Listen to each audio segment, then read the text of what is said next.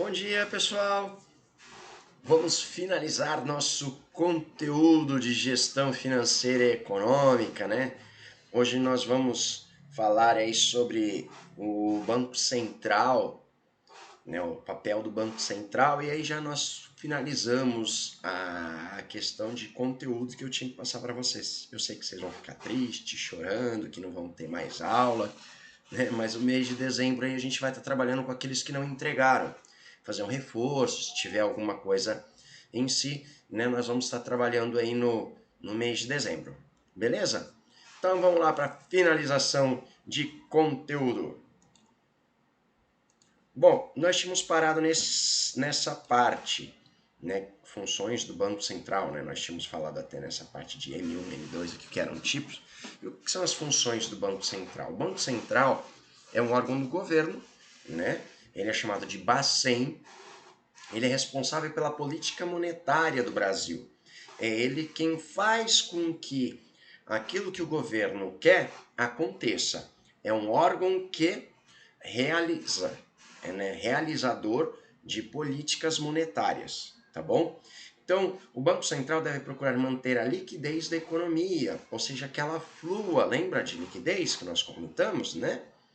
Então, de espécies de dinheiro líquido, né?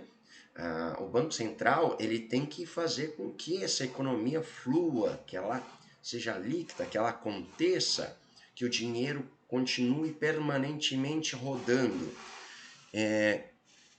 E atento às necessidades de transações do sistema econômico.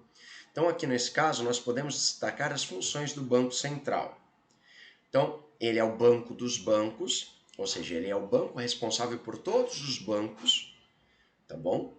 Ele que vai fiscalizar esses bancos. Ele é um banco do governo, ou seja, quem é o dono dele é o governo. Ele controla e regulamentação da oferta de moeda. Ele que vai controlar qual é a quantidade de reais que vai estar circulando no mercado, controle dos capitais estrangeiros e das operações com moedas estrangeiras dentro do país, então a entrada e a saída de dólares, de euros, de qualquer outra, é ele quem faz esse controle. Se entrou dinheiro, ele é quem sabe. Se saiu dinheiro, ele é quem sabe. Fiscalização das instituições estrangeiras que atuam dentro do país e executor da política monetária do governo. É aquilo que eu falei, é ele que vai fazer com que a política monetária, alta de juros, baixa de juros, quantidade de dinheiro maior ou menor, quanto à política do governo mesmo, o que ele quer que aconteça, é o Banco Central quem executa. Então são duas as justificativas para a existência de um Banco Central. Uma é de ordem macroeconômica, ou seja, ordem maior, né, relativa às políticas monetárias e cambial, e a outra é de ordem microeconômica, está ligada à estabilidade do sistema financeiro. Tá bom? Então, para exercer as suas macrofunções, o Banco Central utiliza os instrumentos da política monetária. O Banco Central é ainda uma instituição responsável pela emissão de moeda. Ele é que diz, aquilo que eu falei, né? Ele é quem diz qual é a quantidade de moeda que está circulando no mercado. Então, se precisar imprimir mais ou menos, ou tirar a moeda do mercado, ou restringir a quantidade de moeda no mercado, não, restringir o fluxo de capital ou de empréstimo, é ele quem dita isso, tá bom? Quais são esses instrumentos de política monetária que o Banco Central utiliza para controlar a liquidez da moeda, para controlar em si a economia, tá? De acordo com o governo. Primeiro, controle da emissão de moeda. Ele que controla, por força de lei, o volume de moeda manual da economia, cabendo a ele as determinações das necessidades de novas emissões e respectivos volumes de dinheiro a ser impresso e colocado dentro do mercado, tá bom? Depósito compulsório ou reservas compulsórias obrigatórias.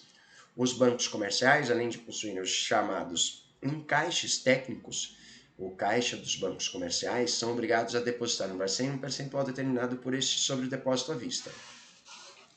O que é isso? Esse depósito compulsório.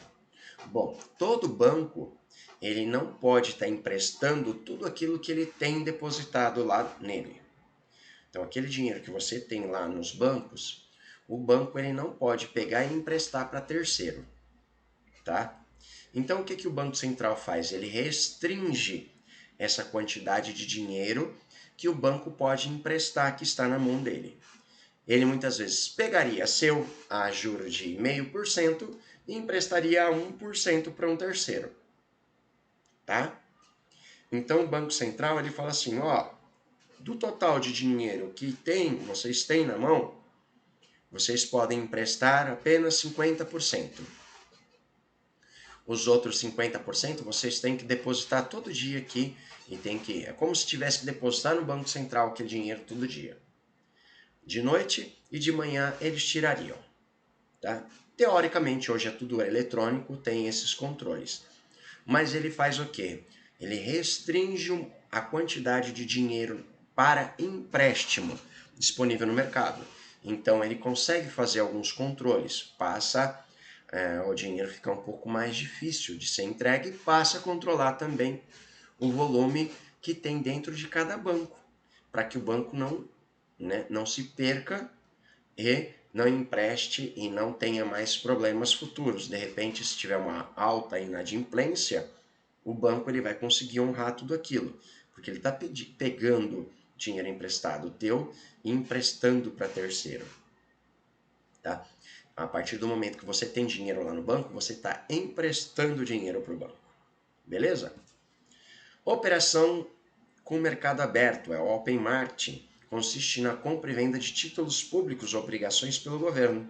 Quando o governo coloca os seus títulos junto ao público, o efeito esperado é reduzir ou enxugar os meios de pagamento, já que parte da moeda em poder do público retorna ao governo como pagamento desses títulos. Ao contrário, quando o governo compra os títulos, efetua o pagamento em moeda aos seus portadores, o que aumenta a oferta de moeda e, consequentemente, dos meios de pagamento.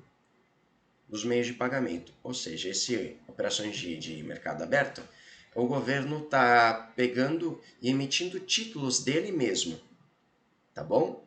Então ele tem duas fontes de recurso, o governo, tanto o governo quanto o Banco Central. Ou no caso aí do governo, do Banco Central só tem uma. Primeiro, através dos impostos que eles cobram de vocês, e segundo, através de empréstimo. Ele pega empréstimo teu, né? Porque ele vai pegar e emitir título e vai falar, eu vou pagar daqui 2 anos, daqui 5 anos, daqui 10 anos esse título é uma taxa de juros X. Então ele pegou dinheiro e vai pegar esse dinheiro e vai fazer uma rodovia, vai fazer uma hidrelétrica, vai fazer alguma coisa que vai gerar mais capital para ele, tá? Mais impostos, gera emprego e acaba retornando para o governo através dos próprios impostos.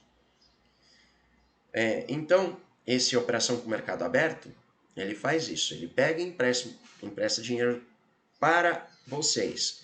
A partir do momento que ele faz isso, ele está fazendo com que você deixe de investir em bancos e sim investir no governo. Então ele tira do mercado uma parte do dinheiro e esse dinheiro volta para ele, tá bom? Então é uma das ferramentas que o Banco Central e o governo faz, emissão de títulos. O Banco Central também pode emitir títulos, não só o governo, o Banco Central. O Banco Central pode fazer isso também, para aumento da sua reserva cambial. Ele pode pegar e emitir títulos do próprio Banco Central e comprar dólar, comprar ouro, comprar alguma coisa que ele acha que possa estar interferindo aí nesse mercado. Então ele pega e empresta dinheiro para você e compra dólar e aumenta a reserva de dólar no país, tá bom? E lá na frente ele vai pegar e pode vender esse dólar e pagar você. Política de redesconto considera a liberação de recursos do Banco Central aos bancos comerciais, que podem ser emprestados ou redesconto de títulos. Trata-se, na verdade, de uma fonte acessível de empréstimo do Bacen para os bancos comerciais. Existem os descontos de liquidez que são Os empréstimos para os bancos comerciais cobriram um eventual débito na compensação de cheques. E os redescontos especiais ou seletivos, que são empréstimos autorizados pelo Banco Central visando beneficiar setores específicos, por exemplo, para estimular a compra de máquinas agrícolas. O Banco Central abre uma linha especial de crédito pela qual os bancos comerciais emprestam aos produtores rurais e descontam os títulos no Bacen. Se em política de redesconto, eu vou empresto, o próprio banco vai e empresta dinheiro para um produtor agrícola comprar uma máquina agrícola. E o Banco Central vai lá e compra esse título que o banco, essa duplicata que você tinha que pagar, né? Vamos dizer assim, um banco pegou e emprestou dinheiro para você. Quando ele fez isso, gerou uma duplicata, né? Que o agricultor tem que pagar todo mês, tá? E aí o que o Banco Central vem e faz? A partir de agora não vai ser mais você, tá, banco, responsável por cobrar essas duplicatas do produtor agrícola. Eu estou comprando essas duplicatas suas. Eu vou descontar um percentual, vou estar pagando e eles vão me pagar diretamente. Então você fica com dinheiro livre para emprestar novamente. Tá? Então isso é política de redesconto, que acaba liberando dinheiro que o próprio banco tinha ali para receber às vezes em 60 meses, 100 meses, né? O Banco Central foi lá e ajudou ele comprando e liberando novamente esse dinheiro para que ele possa estar emprestando novamente para um terceiro. O sistema bancário comercial, formado por agentes que estão autorizados a receber depósito à vista. Os principais agentes incluídos nessa definição são bancos comerciais, que são todos aqueles bancos, Banco Bradesco, Itaú,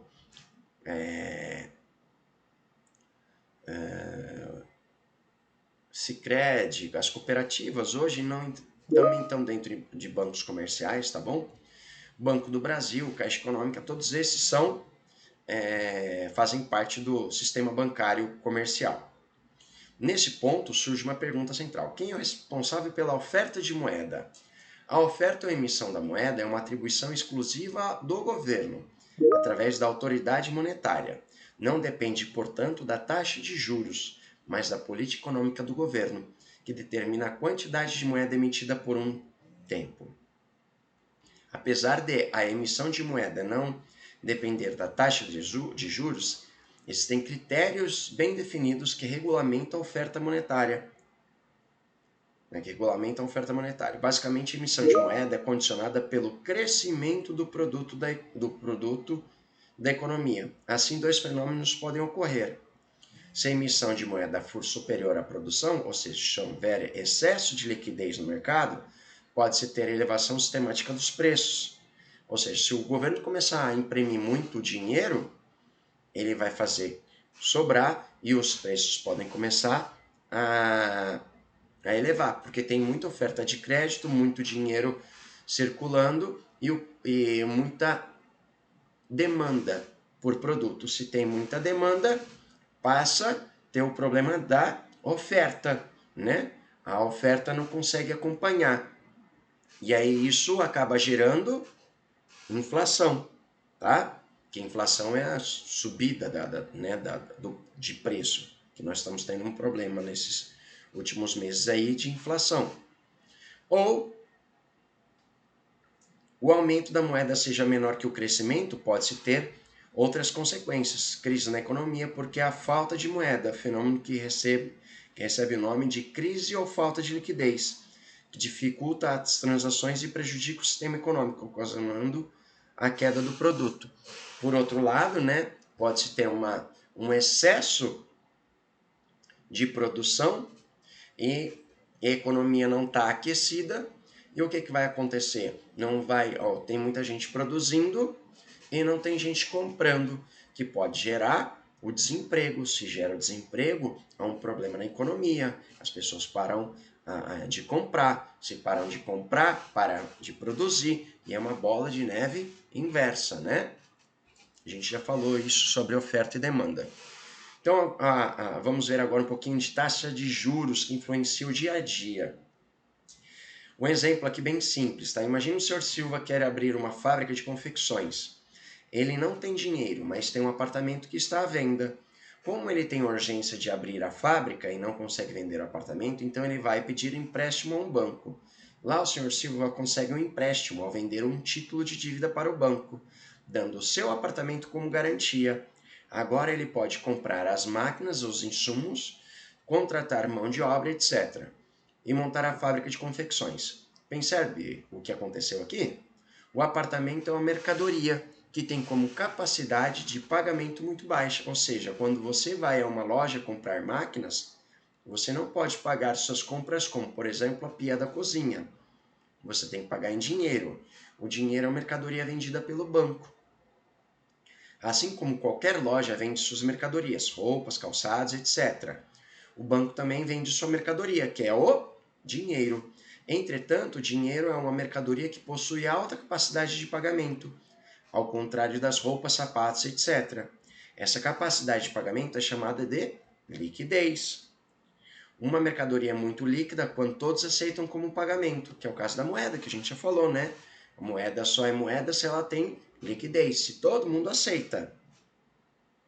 O dinheiro tem, o dinheiro tem uma aceitação geral por toda a sociedade. Ele é considerado a liquidez por excelência. Dessa forma, a taxa de juros é o pagamento para obtenção da liquidez, é o pagamento pelo uso do dinheiro. Nós já conversamos algo sobre isso, né? Sobre os juros. Ó, eu quero comprar dinheiro. Beleza, você vai comprar dinheiro, pode comprar, desde que você me pague um montante a mais. Isso é a taxa de juros. Bem, já sabemos que a taxa de juros, entretanto, porque o valor dela varia tanto, né? Entretanto, por que varia tanto essa taxa de juros? Para umas pessoas a taxa é mais baixa, para outras é mais alta. Em um dia ela está em certo patamar, no outro já se modificou. Por que dessas variações? Bom, o valor da taxa de juros varia muito porque ela depende de um fator importante: a expectativa dos empresários, banqueiros, governos quanto ao futuro da economia.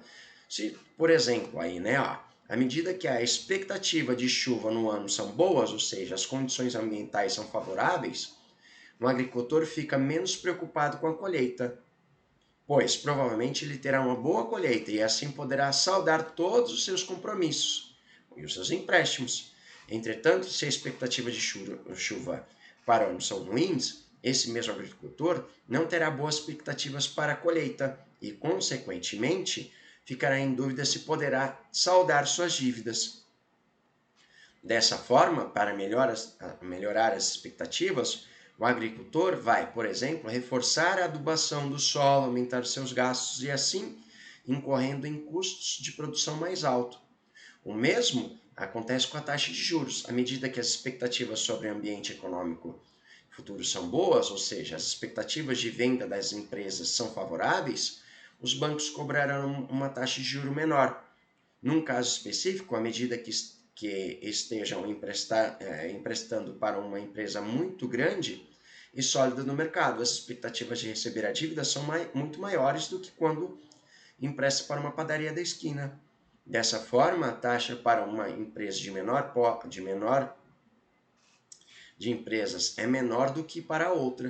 O valor é dependendo das expectativas da empresa de pagamento. Porém, quando as expectativas sobre o ambiente futuro são ruins, redução do montante de venda das empresas, diminuição dos salários, etc., os bancos cobram a taxa de juro maior para emprestar dinheiro, aumentando os custos da empresa. Essa taxa mais alta é devido à expectativa de que as empresas venderão menos e, consequentemente, terão mais dificuldade em pagar o empréstimo, assim como o risco de não receber o empréstimo é maior. Os bancos diminuirão, né, os bancos exigirão uma remuneração maior.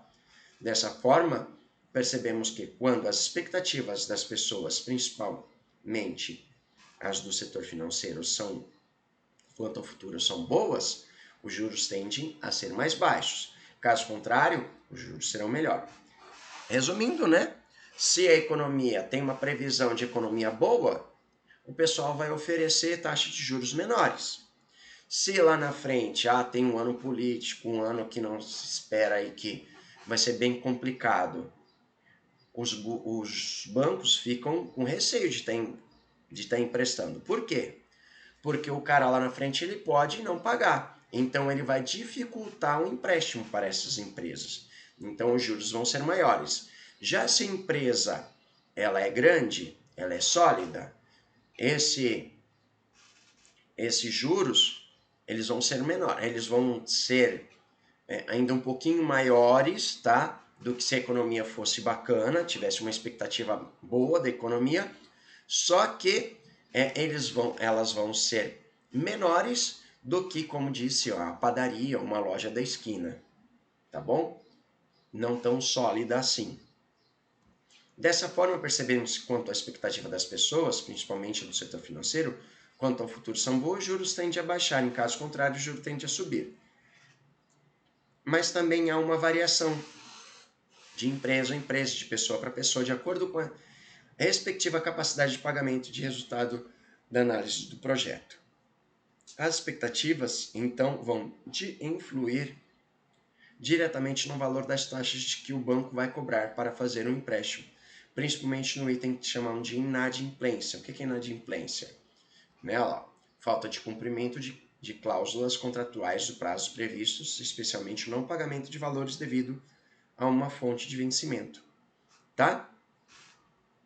Então, quanto maior a inadimplência, maior a taxa de juros. Mas eu estou dando um apartamento como garantia. Esse apartamento aí vai servir como garantia. Essa pessoa que pegou o empréstimo, ela vai conseguir uma taxa de juros menor. Porque ela está dando como garantia algo que às vezes é maior do que a própria quantidade que ela pegou de dinheiro emprestado. Às vezes, está precisando de 100 mil. Meu apartamento vale 200 mil e está dando como garantia, então a taxa de juros vai ser lá embaixo. Por quê? Porque o banco está pegando como garantia um bem que vale muito mais. Beleza?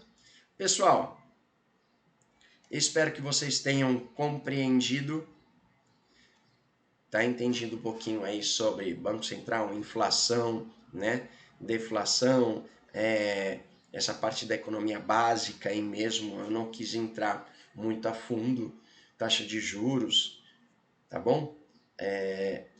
Espero que tenham compreendido e caso tenha alguma dúvida, eu estou à disposição de vocês. Não esqueçam, tá, de estar respondendo o questionário que eu coloquei aí, que vai até, se não me engano, dia 27, né? Está aberto para estar respondendo. Quem fez isso já respondeu as outras atividades que eu solicitei, já está tudo tranquilinho, já está tudo dentro do solicitado, tá bom? Pessoal, até mais então. Abraço a todos. Tchau, tchau.